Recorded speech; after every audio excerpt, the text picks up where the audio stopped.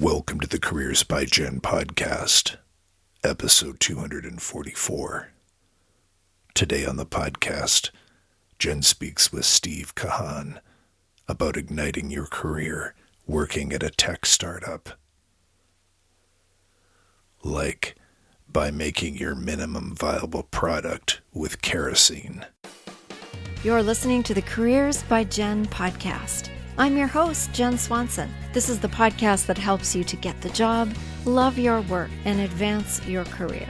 Careers by Jenn is a listener-sponsored podcast, and if you like the content, please consider supporting the show as a patron. You can do so for as little as $1 a month. Head over to careersbyjenn.com and click on support to learn more.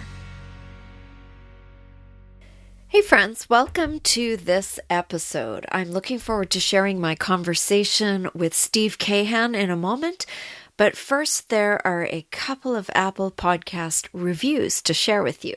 The first one is entitled, "Don't Just Get a Career, Thrive in Your Career." And it says, Jenn provides practical insights and strategies to help you cultivate a healthy and fulfilling professional life. I just love that it's about more than getting the job. It's about doing work that fosters the best version of you. And that is from the Olams in the United States. Thank you very much for leaving this review. And the next one is titled, "Practical Tips for Thriving at Work." The Careers by Jenn podcast is full of insights and information that is practical and actionable.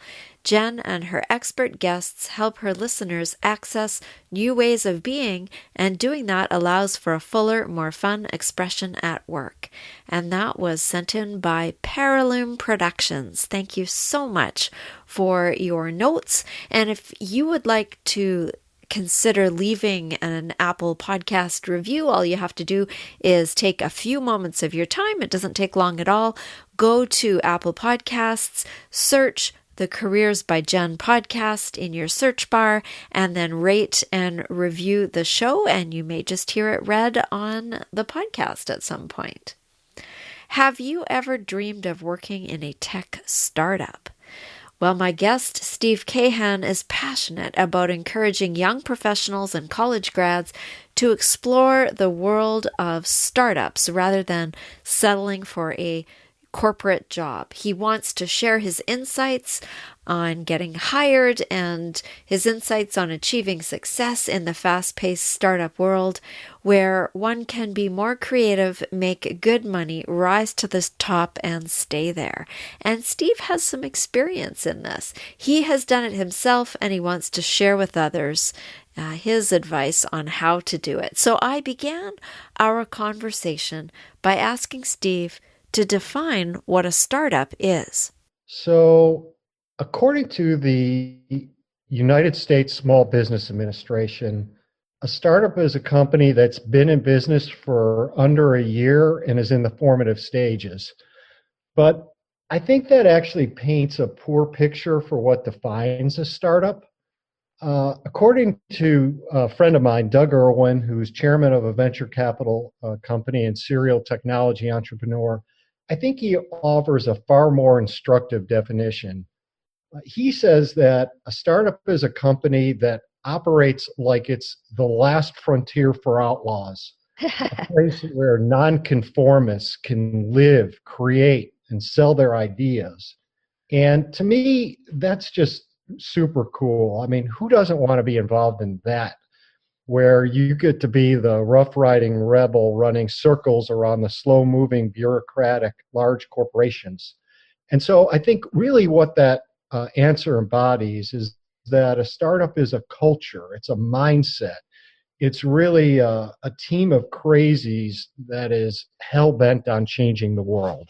So is it really the Wild West? It very much is the Wild West in terms of the fun that you can have and the difference that you can make really upon the world. So why is that? Why is it such a fun culture as opposed to another kind of an organization might be? I think the best way to answer that question is to compare a startup versus a large corporation. So if you think about a large corporation, they're oftentimes burdened with incumbent mindsets. The barriers to advancement tend to be high. You, if you go to work there, might be pigeonholed in a smaller role. And they're often giant ships. They're hard to maneuver. They're slow to change course. There's tends to be more bureaucracy or acceptance of the status quo. And if you compare that versus a startup is much more like a speedboat that's just darting around the giant ships. There tends to be more innovation. Things move fast, and you've got to have sort of a nimble startup mentality.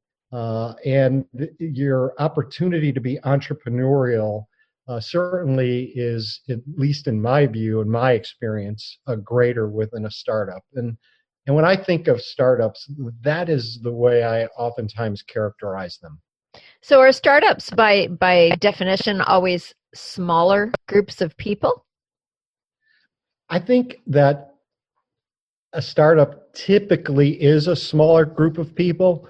But if you think about it, even within large organizations, there are very large organizations, for example, that our company partners with right now.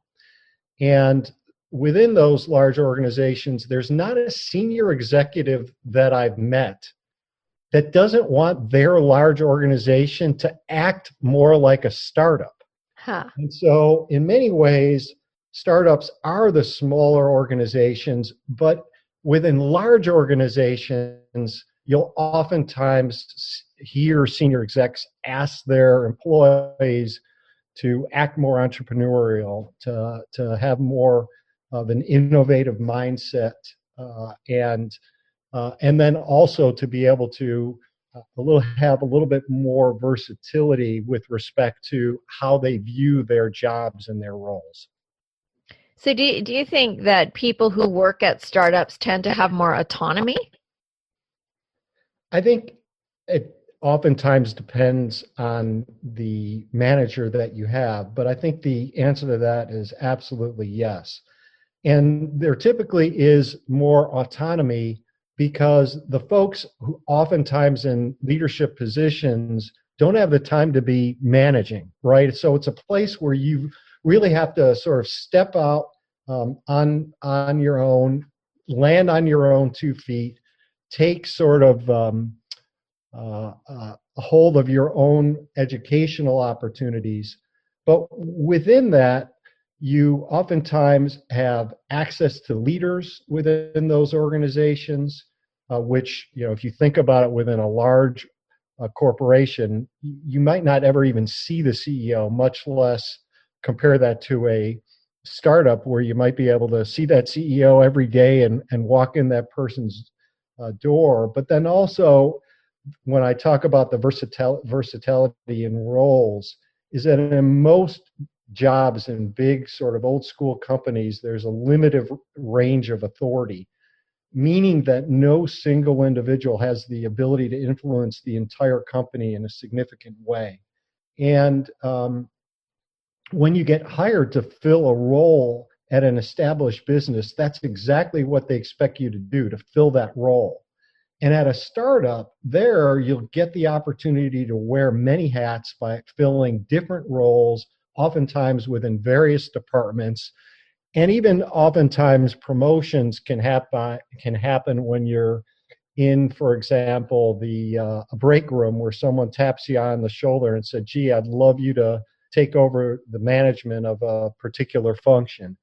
And so that's commonplace within startups. And if you like that sort of environment, then that's certainly the perfect place for you in your career. So when I think of startup, I automatically associate the term tech with it, and I don't know why. And I think part of the reason for that, I guess first if you sort of take a step back, is that in North America, 65% of all new jobs since 1995 have been created by small and mid-sized businesses. And when you look at it in North America alone, there are 46,000 startups, nearly 40% of which are in and around the technology space. And a lot of the sort of famous ones that you hear about are those companies. And that's probably why most people associate technology companies as startups. Okay, that makes sense. That's a lot of startups to begin with. If you're just starting out yourself, or if you want to make a transition to something that is a startup from something else, what would you recommend as the first step? Well, I think the first step within a startup is not making the all the errors that I made, and maybe I can explain what I mean by that just in terms of my career. Yeah. And so I often felt that the traditional path from school to climbing the corporate ladder can not only be high risk for your career, it could almost feel like a death trap. And what I remember is, my father used to tell me so many times, say, Steve, get your degree, go to work for a large corporation, you work hard, they'll take care of you, and you will have a great career. And so this was something that was kind of drilled into me from my family from an early age, right? So I graduated college, and of course, the only companies that really came to the career days at college are large corporations, because startups can't afford it to do that. And so I went to work at a large corporation, and I really sort of woke up one day and I had only $50 left in my bank account, and the student loans used to grab a hold of my paychecks before they ever had a chance to hit my bank account. And so I decided to ask a question, and that question was, how could I earn a great living and love the work that I do? And so I started to look at startups. And so I remember on the first startup that I joined, and I did not do the proper research, how to separate a good startup, what I've learned, versus a startup that just simply has a good story, or really how to look for startups. So I just did some quick research in our area. And I remember on my first day when I took a job at my first startup, I looked at the office next to mine, and there were people unplugging the copy machine, putting it on a dolly, and literally rolling it right out of the office. And I came to find out a few days later is because the company could no longer afford to pay for that copy machine. And so I made all the mistakes. I mean, I was blind to it, but I was so pumped and excited to work with sort of that small team of crazies that were hell-bent on changing the world. And in this case, changing the way applications were being developed. And so I took the opportunity to learn everything I could. And just a few years later, that company that couldn't afford to pay for the copy machine went public. And I got the bug and never left the startup world. And what I would advise people today is sort of to not make the same mistakes. And I've got lucky a little bit early on, certainly worked hard. But when I think about joining a startup, I think about looking at a few things that are really important. And first and foremost is you want to make sure that there are quality people who share your values. So the people reflect the startup company's culture. And you've really, once you get a chance to meet them, and you'll be able to get a chance to meet many of them because they typically are small. Do you trust? Do you admire the people that are involved? And do you have a solid team of leaders within that startup that would rock your world? And to figure that out, you would want to take a look at the company's mission, understand its values, to see if they align with yours. So that would be one thing. Another would be to do your research to make sure that their concept at the startup fills a big market need. So what I've learned is that customers don't typically spend money on nice to solve problems. They spend money on must solve problems. So what you want to be able to do is to make sure that the company fills a massive market need. And to understand that, you want to research the company, read what the influencers have to say, read about the unique value that they provide, and try to decipher how it's set apart from its competitors as well. And I think that if you take a look at a couple of those things and then see if the startup is well funded, right? And so naturally, you want to be able to choose a startup that has a long enough runway to get off the ground. And so before you send an inquiry regarding a job, you want to find out how the company is funded to make sure that it's properly capitalized so you have the best chance for growth and stability. I think those are a few of the keys to look for when you begin your journey towards a startup. And is it best to I'm just thinking of, is this a beginning of your career move, or can you move to a startup after you've been working for a number of years and just want a change of scenery? I think absolutely. And most people who are, if you Google the phrase, people who feel stuck in their corporate jobs, you will get nearly 300 million results. I mean, yeah. That's a lot of content. There must be a lot of people who feel this way. So when I think about this, I think, what's happening here? Why are so many people thinking about joining or staying on at large corporations rather than joining startups? And so I think it absolutely is not just for those that are starting out in their career. I think it's absolutely for those that that perhaps had a chance to see what a large organization works like, what it is like being on the inside. And if you have that burning desire that you want to have the ability to contribute in many ways, to have access to the company's top leaders, to literally see that the work that you do, how it positively or negatively, I guess, impacts the outcome of the company on any particular day, then a startup would be great for you to even think about, should you have had several years working at larger organizations. Good. And you talked about what you can do as far as the research and finding out if it fits for you, but how do you then put yourself forward in a way that will be attractive? Yeah, so I think it first of all starts out with being able to find the best opportunities at startups. And what I've sort of learned is that there are a couple of ways to look for some great startups that most people don't even think about. So first of all, to explore technology accelerators. So these are organizations that exist in literally most every city around the world.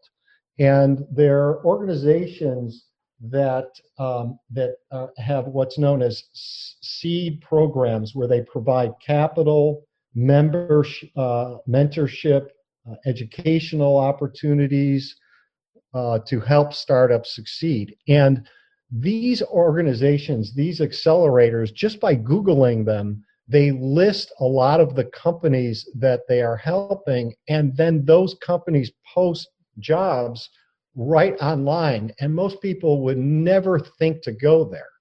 Another way, and this is a way in which I've hired a number of people myself over the years, is to directly reach out to executives at companies.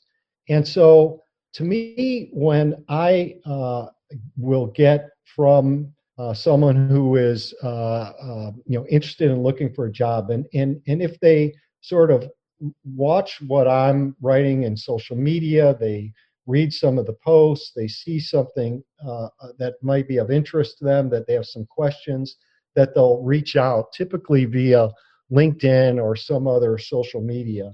And if they have done their homework, if they're sincere and engaged in a serious manner, and then realize that the people that they're contacting are super busy, who probably receive a lot of messages like that, but then at the same time, they also realize that there are many people that help the executives at startups succeed along the way, and they want to be able to give back and pay it forward. And so I've had a number of people reach out to me directly, for example, right through LinkedIn, who have then had the opportunity to not only learn, but then to bridge the conversation to them, where they could start talking about what they want to do in their career and how might they be successful in doing so. And just that dialogue gives you direct conversation to learn very quickly if this is someone that you might be interested in hiring. And most startups are desperate for hiring. And so I think, those two areas, as well as attending hiring parties, I mean, these are things that startups have all the time.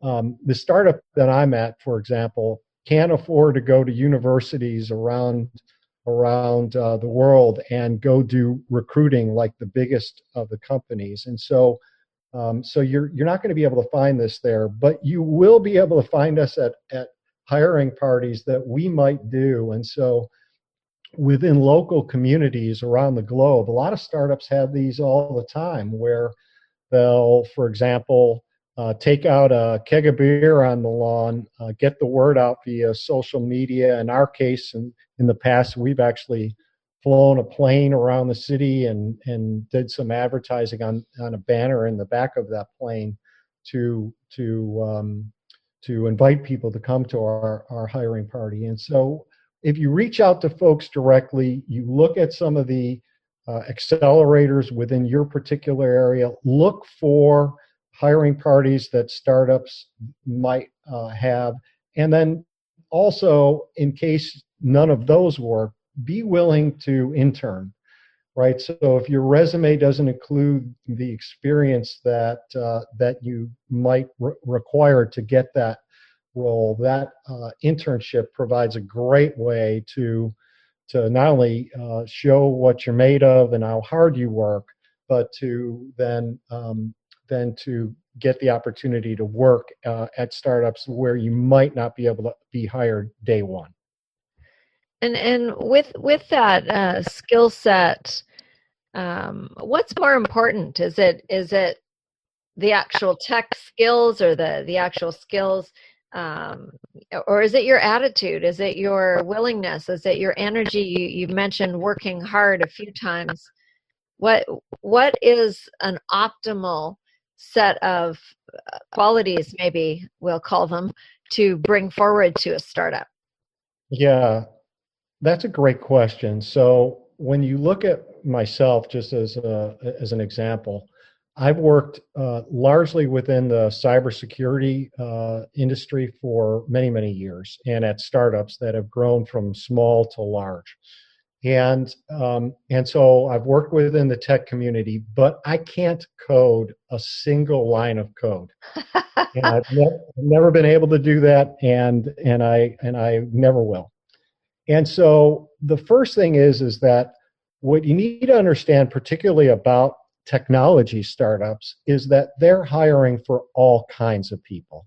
They're hiring artsy people, techie people, young, old, experienced, green, those who work in the office or remote, right? And so when I think about how you best stand out and differentiate yourself at a startup, these are some of the things that I think about. Is first and foremost is to realize that that there's no substitute for hard work. And so I look for people who are going to really work hard, because that's, at a startup, you will never have more people than your bigger, better funded competitors. But the one thing you could do is you could outwork them. And so to me, there's only one way to the top, and that's through hard work. And there simply is no substitute for rolling up your sleeves and getting your hands dirty, and frequently. And so that's one. Secondly, I look for people who will regularly challenge the status quo. So we've all heard the old sayings, if it ain't broke, don't fix it. Mm-hmm. Or that's the way we've always done things around here. And the status quo is strong. And it represents a bias that could permeate the culture of a company for keeping in place the current state of affairs because it's comfortable, it's predictable, it's less risky. And so at a startup, the pace of change is incredible. And so you have to constantly challenge the status quo.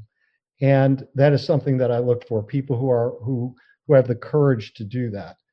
And along with that is people who have the courage to make tough decisions. So whether you're experienced or inexperienced, because you will often have quite a bit of autonomy, I look for people who are daring enough to make the tough call. Do they have the guts to make an unpopular decision? Are they able to quickly assess a situation and decide when others stand idle? And many people fear about making the wrong decision. That's because most decisions aren't cut and dried. And so decisions can be hard to make because the world just doesn't exist in black and white. It exists in shades of gray. So I look for people who will do that. And finally, also look for people who have what I call the audacity of accountability. So, we've all also heard sayings, why can't they, in quotes, be more accountable? Uh-huh. Why do things seem to be falling through the cracks? Why doesn't he or she seem to accept more responsibility for their projects? Who owns this? And to me, accountability takes guts. And it's one of the most important traits that people have in successful startup organizations. And what it's all about is being responsible for decisions, for actions, for results. It's taking ownership. It's setting the stage for high performance, because without accountability, execution suffers, right? And so to me, those are some of the key mindsets and traits that I look for, that whether or not you can code one line of code, particularly at a technology startup, but if you have these traits, no matter what role, whether it's finance, marketing, sales, or even a development role or customer support, these are the qualities of people who are most successful within startups. And something you said a little while ago about when you're reaching out to people, you mentioned being sincere. And I don't know about you, but as a podcaster, I get pitched every single day for people who would like to be on the show. And I have noticed a few times over the years that sometimes it's a form letter. They hey, love your show, and it's this whole form letter down to the last word. They just change their name and the name of the show. And I called somebody out on it once. And I called a few people out on it, but I called this one person out on it. And he actually came back and we had a really sincere exchange, and he ended up being on the show, and it was good. But I said, I don't want the blanket, formulaic, I love your company, blah, blah, blah, and change. And so I really like that you say sincerely reach out, because I think sometimes it's hard and you feel like you're one in 1,000. And so if someone can give you a how-to on exactly what to say, it's attractive, but I don't know that it's effective. I so agree with you, Jen. And it cuts through the clutter and differentiates you. And what it means is that, one, that you care. And secondly, that you've taken the time to actually think through what would be of value to the person on the other side by putting yourself in their shoes, and doing the homework. And oftentimes that requires a little bit of preparation, some advanced work, and there really are no shortcuts, right? And so what you learn quickly, and sort of where that sincerity goes to, at least when I think about it, is that there is no easy button, right? And Right. so if you put in just a little bit extra time to be sincere, to show you care, to show that you've done your homework, unfortunately, but I guess fortunately, for any listener that actually does this, you will stick out and it will be viewed so positively. Yeah, I believe that's true. That's true. Steve, what keeps you grounded in the work that you do? What keeps me grounded is actually realizing how much I don't know. Huh.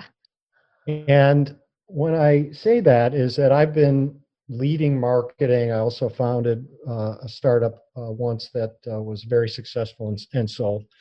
And being someone who has been marketing at technology startups for about 30 years, I realized that the world of marketing, which happens to be my specialty, is so constantly changing, and that even if you're achieving world-class results by looking at some specific metrics, I always strive to become just a little better, right? And then I kind of look at the competition around us. And when I say competition, I don't mean internal within the office. What I mean is more external, the companies that we compete against, and have a healthy dose of respectful views of those organizations.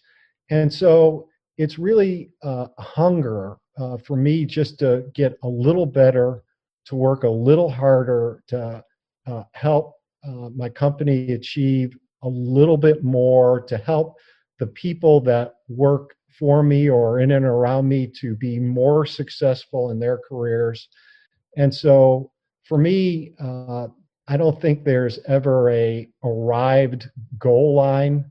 I think it's always a work in process. And I think if you view it that way, you come from a humble place. I love it. It's that curiosity that keeps the world moving. Absolutely. So tell us about your book. Well, so I wrote a book called Be a Startup Superstar. And over 30 years of very successful experience within startups, now been with 7 startups, all of whom successfully sold or gone public, generating over 3.5 billion in shareholder value, right? And so I guess if just I had been lucky enough to be through one exit, perhaps that would be luck. But now, having been through several just wildly successful startup organizations, that I've learned from hundreds of amazingly smart and talented startup entrepreneurs what they do, how they think, the attitudes they hold in order to be successful. So the book that I wrote is all about why choose a startup over a large corporation, how to find and land the best position within a startup, and then 35 actions, attitudes, and behaviors you can take once you've made that choice to join a startup to succeed at the highest level. Sounds fabulous. So where can people find that, and where can people find you? Well, they could find me on my website at beastartupsuperstar.com. And the book is available wherever books are sold online. And I would really love to hear from your listeners what they think of it and if it offered them value. Fabulous. And did you save a last piece of advice for the listener today? I absolutely did. And it is this, is that there is no question that startups come with a side of risk, and not all startups make it. And And people are oftentimes concerned that startups require long hours, and how does one succeed without burning out or having a poor work-life balance? And so the advice that I would leave people with is be your own top priority. To make sure that the most important item on your calendar is you, that you are priority number one, and to go back and take a look at your calendar right now and check to make sure that it reflects this.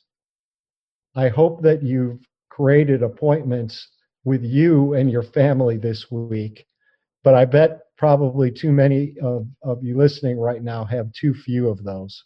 So go be your number one priority and take care of yourself and your family first. I love it. I always tell people that you are your best investment.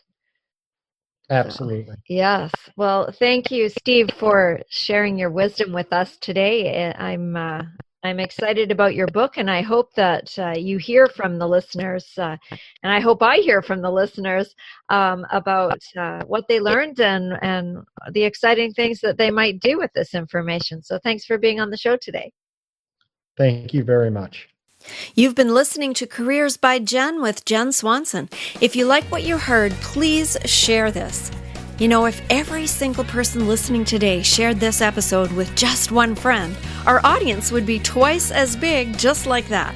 And the more people we can help with our content, the better. So help out a friend and help grow our audience by sharing this show with someone you know who would benefit from the content. If you haven't subscribed yet, please do that, and together we can make a difference. Until next time, take good care.